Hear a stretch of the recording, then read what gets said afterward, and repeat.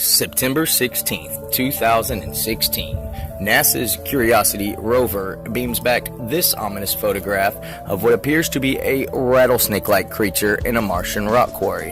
While I was studying this photograph, investigating whether or not Curiosity may actually be in the Texas desert and not at all on Mars, I stumbled across this photograph. Taken August 5th, 2015, the internet quickly named this one the crab on Mars. While home to many species of snake, there are no crabs in the Texas desert.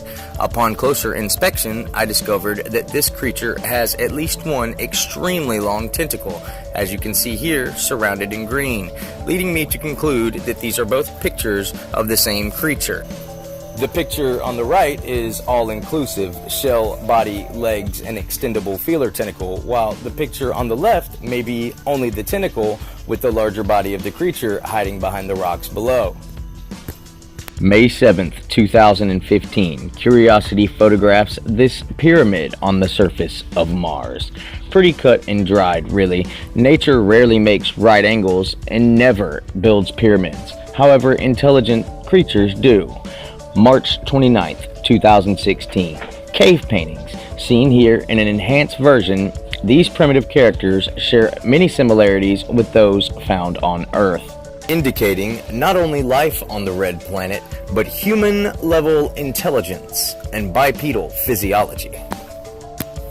And what intelligent civilization would be complete without its own Buddha statue?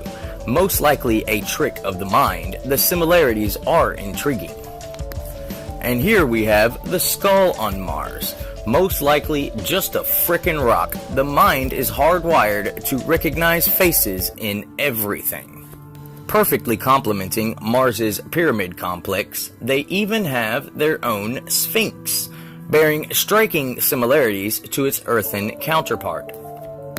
Would someone from NASA please explain to me how nature makes these? Resembling a broken down AT-AT walker from Star Wars, this structure is clearly the product of reasonably high technology. How much evidence is it going to take before people open their eyes? Every day, new information comes out suggesting that our own solar system is teeming with intelligent life. The idea that any aliens coming here would have to be hundreds or even thousands of years ahead of us technologically is quickly disintegrating. I have made the case time and time again that most of the so-called aliens seen visiting our planet are only slightly more technologically advanced than we are. The ever-increasing mound of evidence that aliens exist throughout our own solar system suggests that aliens don't have to be super high-tech to get here, if they already are here, allowing for the possibility that they are within our own range of technological development. Running parallel to my own low-tech locality of aliens theory, consider our own understanding of the path of evolution that human intelligence has taken on Earth. Apply that concept to the reported visual physiology of the gray alien. In the overwhelming majority of encounters, they exhibit dingy white skin, indicating a lack of melanin or natural sunscreen, most likely because either their home planet is very dark on the surface, or perhaps they live underground.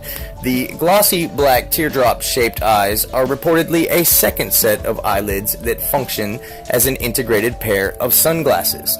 Whether through the natural process of evolution or by cybernetic integration, these auxiliary UV protectant eyelids exist to serve some purpose, most likely protecting their eyes from blinding ultraviolet radiation during occasional trips to the surface. Reminiscent of Vin Diesel in the movies Pitch Black and the Chronicles of Riddick, the combination of highly light-sensitive skin and extremely high light-resistant eyelids seems counterintuitive. unless you consider that they could be from a planet like Mars, where they would live the majority of their lives underground, naturally protected from the sun's radiation, but would have to occasionally travel to the surface, where without the UV protectant auxiliary set of eyelids, they would be instantly blinded. On Earth, we are protected from most of these UV rays because they are filtered out by our atmosphere. Mars, at some point we know, had an atmosphere much like Earth's. No one knows why it disappeared. The geologic feature on the surface of Mars, known as the Valles Marineris, is so large that it could not be created from any known geologic process. It is almost as if it is a remnant or scar left behind from some huge electrical discharge. Resembling that of a hyper-advanced, weaponized version of the HARP technology that we are experimenting with now, right here on Earth, a super-amplified version of HARP, or High Frequency Advanced Auroral Research Program, if deployed, could result in the complete flash evaporation of a planet's atmosphere, leaving a surface feature resembling that of the Valles Marineris. If this were to happen here on Earth, the contingency plan that exists under the Department of Defense states that humans would go underground, as they would be naturally protected from the lethal levels of solar radiation bombarding the surface. We would then learn to live by the geothermal heat produced by the counter-rotational movement of the Earth's molten metal core. If humans moved underground, eventually natural selection would determine that the natural sunscreen we now have, known as melanin, would no longer be necessary for survival, and evolution would shed it as junk DNA.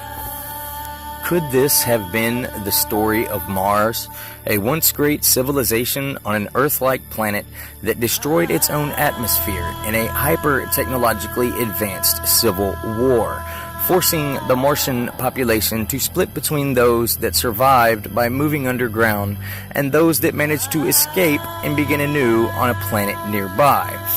Could this mean that not only is this the story of the Martian people, but our story as well, shedding light on the eerily similar physiological characteristics that we humans and gray aliens share? Perhaps these next-door neighbors of ours that we all know as gray aliens are not aliens at all, but our own flesh and blood, the ancestors of our ancestors.